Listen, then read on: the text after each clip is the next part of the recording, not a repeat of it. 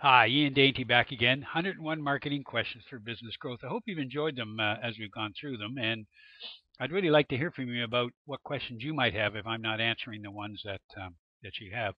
Today is question 44, and I want to keep going along this theme about marketing and the bicycle of B2B um, companies. And are you familiar with the B2B buying process or cycle?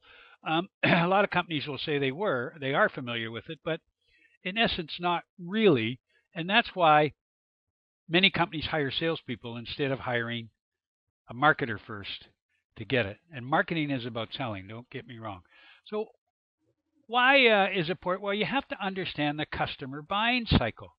So, let's look at the top or the middle one first. That's good. There's 5 or 6 stages they go through. There's no need, or they don't perceive a need. Then there is a need. Then they evaluate. Then they buy. Then they enjoy their product. And then they renew by buying more things. Let's look at the top. Um, Not knowing the cost of solving the problem. Well, maybe maybe they don't know they have a problem. And that's true with a lot of companies.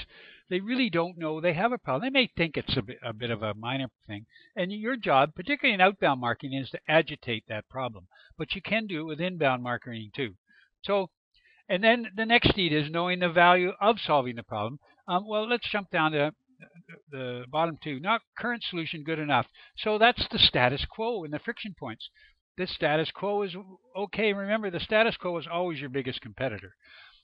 So up top accelerators, knowing the value of solving the problem. Value not compelling. The risks are too high. So you've got to remember that these are the objections you run into. Okay? Then they know the value of your solution because they've gone out and evaluated different solutions. And the bottom one, maybe they don't know how to evaluate, or they look at something and say, that really looks great, but it's not for me.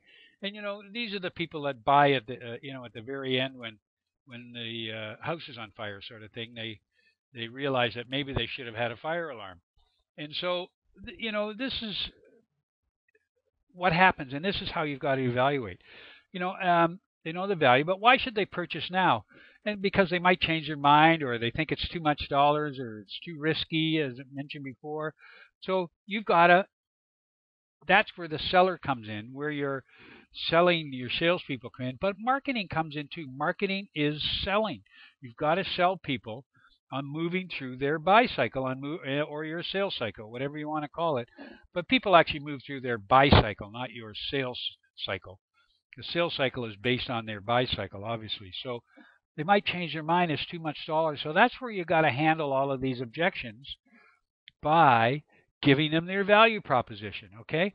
Knowing the value of your solution. And that's very key. And then down the line, using and enjoying the offering, okay? So they've implemented it on the accelerator. Or if you give them bad service or bad user experience, they're not going to use it, right? You sell it to them and that's it. Here you go, babe. Try it out, see what happens, and I'm on to the next customer. So you got to make sure, depending on what you're offering, that you keep the customer engaged, and that's really key. And this is part of the implementation process, particularly with a piece of software or a big professional services contract, etc.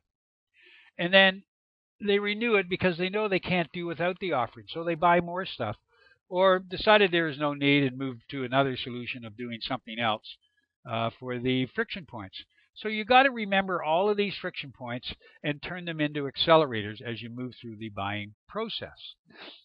Another way of looking at it too is in 3 areas that HubSpot has nailed down. And what this does, if you do it, it shows you the types of information that you should be presenting to your prospect as they go through the buying cycle. In the awareness stage, okay, I've got a problem, I'm aware of it, but I'm not sure what to do. That's when you give them white papers and ebooks, a kit, etc. How to video, educational webinar, etc. when you're going through this. Then when they're evaluating, they've decided that, yeah, maybe we should go through. We're going to evaluate. They may not buy yet. They may decide not to buy, but they want to evaluate. So they look at products. It's a good time to write a product webinar. And they'll do case studies and testimonials, and they're really key on your website, and very few people have them. They'll look at the FAQs. Maybe they want a sample. You do a demo video with them. And that's where their salespeople should start to get involved in that area too, because the demo video will then hopefully move them towards the purchase, because that's where you're going to answer all their objections. Then you can give them a free trial while they're evaluating. That's a good way for them to evaluate.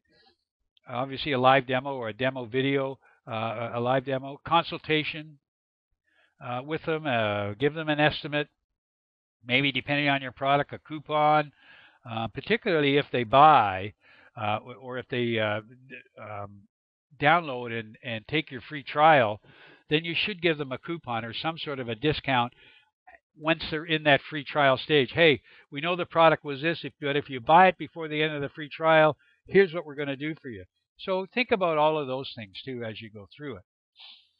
So the customer buying cycle, and here's just another chart where they first of all you connect with them, then they got to consider it, then they evaluate it. Now the purchase and the pilot could be two different things. You may, if it's an evaluation stage or evaluation demo, you may give them the pilot for free. Anyway, they could be through it. Then they're going to deploy it or implement it. Then they're going to obviously assess it as they go through. And this is really, if you've got a piece of software, this is really where you build up your testimonial. How is it benefiting you? Then they're going to become advocates. And obviously, they're going to keep connecting. And as they become advocates, you get case studies and testimonials out of it. Okay? So that's the buying cycle. And it could take forever. And tomorrow or next time, we're going to go through who's involved in the buying cycle from the buyer's perspective.